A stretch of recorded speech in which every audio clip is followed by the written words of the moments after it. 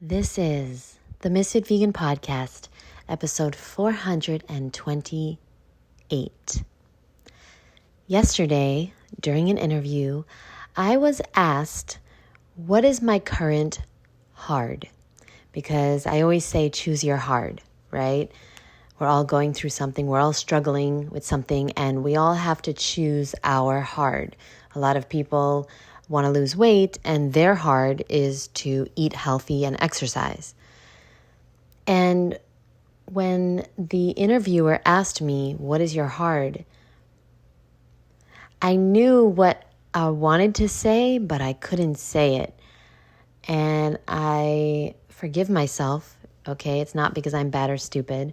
It's because it's hard to be vulnerable, especially on certain platforms.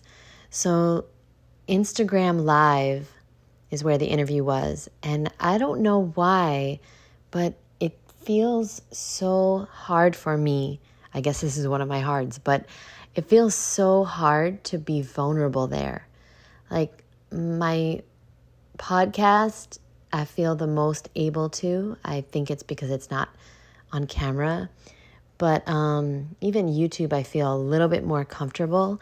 But Instagram Live, I just feel like it's so like fluffy and just like, I don't know, the Instagram app, I just feel like very uncomfortable being vulnerable there. And I try my best. But I feel I let myself down because I didn't say what I wanted to say. I answered by saying my hard is trying to go to bed early. And it's true that I'm struggling with that as it approaches midnight here. But I'm going to bed now, I promise. But I wanted to say my hard is fighting depression and dealing with the loss of my sister and my mom and my grandma in a span of 3 years. My grandma and my mom died 2 days apart, so dealing with the grief and grieving of that and the depression that comes with loss, tremendous loneliness and loss is very, very hard. And I don't care how long you've been eating a raw vegan diet. It helps, but it's not a panacea. It cannot take away the pain of loss. And it's interesting because I was very depressed when I went raw, and the raw food diet really helped with that. But there's nothing that can really help with not having my family here, and especially my sister. There's nothing that can help with that. And I didn't say it yesterday, and I really wanted to, but I couldn't. It's not easy to be yourself, and it's not easy to be vulnerable. It's not easy to put yourself out there. So I wanted to make this podcast because somebody listening finds it very difficult to be themselves and be honest and tell the truth and share their emotions and express their boundaries. And I want you to know that there's nothing wrong with you. It is very hard.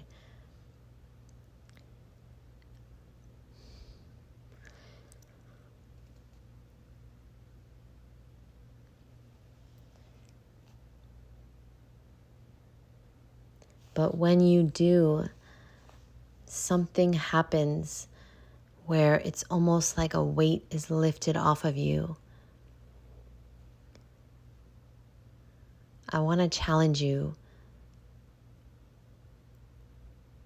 to say what you need to say and let somebody know, whether it's a friend or a therapist or your coworker or your boss or your mom or your dad, let them know that you are struggling and you're not okay.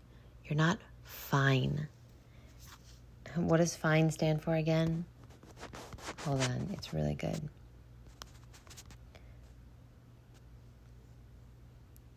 Fine stands for freaked out, insecure, neurotic, and emotional.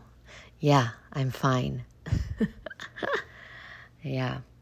So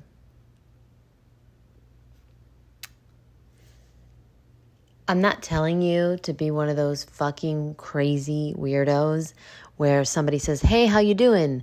And you say, not so good, blah, blah, blah. That's what my mom used to do. And I hate saying the truth about my mom sometimes because I feel like I'm disrespecting her.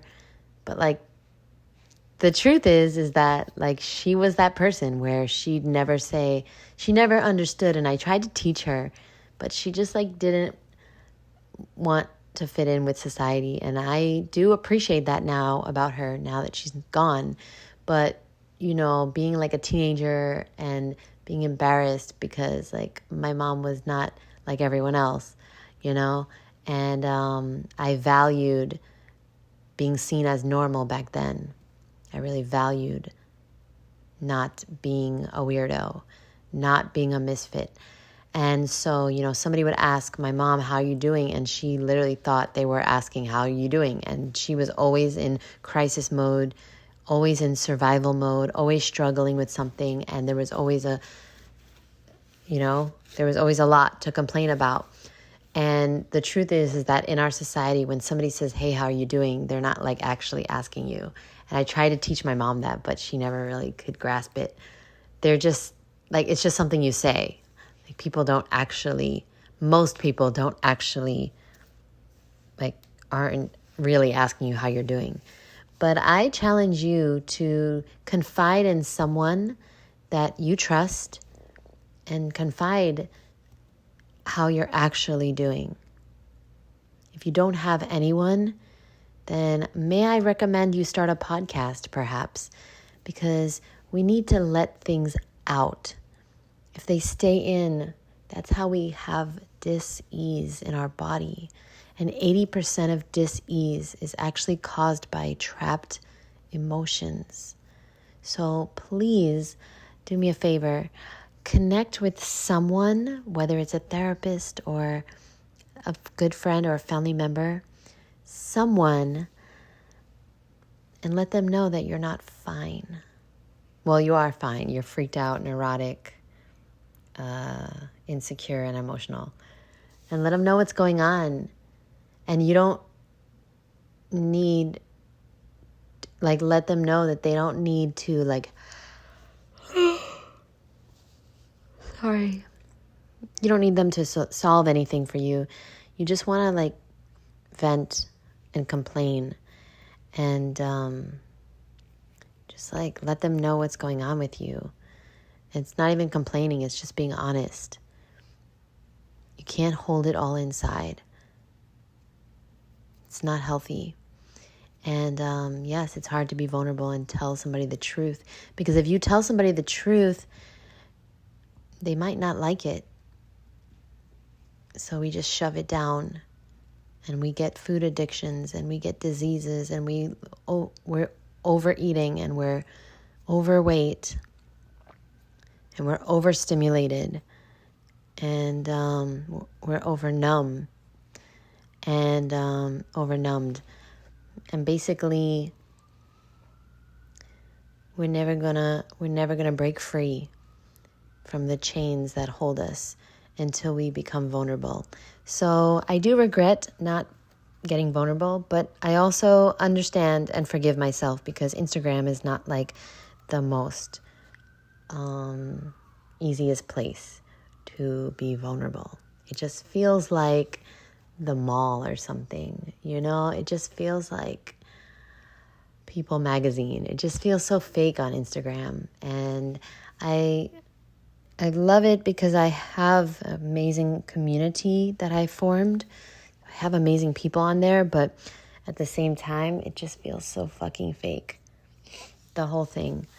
And personally, I prefer this podcast and I prefer YouTube, but YouTube is a joke too because you can't say anything real on there. You say something real and they'll take your video down. They'll take your whole channel down. You say anything about, against the government or against the jabs or against, anything So I feel very restricted on there too. Not that I want to talk about that stuff, but like in general, I have to think about what I say. And I'm sure with this podcast too. That's why I don't really talk about that stuff. Yeah, I'm just sharing my experience here, I guess, on the podcast. Because if I talk, I don't know how these people talk about the truth and their channels are not taken down.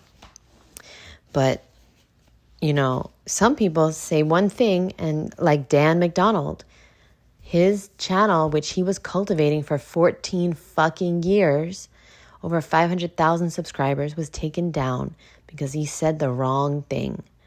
Okay? And it's like, I've been doing it for 7 years. I can only imagine the pain of putting in 14 years. And then just, it's gone. Your income, your community is gone. So, yeah, it's frustrating and difficult. But, there is always a bright side. Always. And there's always things to be grateful for. So I want to end this podcast by encouraging you to write a list of 10 things you're grateful for right now. Right now. And if you can't write it, then just think it. I want you to think about 10 things. And one of those things is going to be my bed. So I'm going to go to sleep now, ladies and gentlemen. But I thank you so much for listening. And if you'd like me to make a podcast on something, please send me an email, jd@Ms.FitVegan.com. And if you've already emailed me or asked me to make a podcast on a topic and I haven't done it, would you do me like the biggest favor ever? Could you resend it to me? Because it got lost in all of my emails and I'm so sorry and I would love to do it, but it just got lost. So send me an email, jd@Ms.FitVegan.com, and I'll make a whole podcast on it, whatever you'd like. Thank you so much, and I'll see you in the next episode.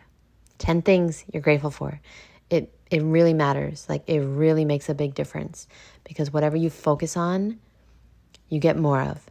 You focus on things you're grateful for, you'll get more things to be grateful for. Simple. I'll see you soon. Bye.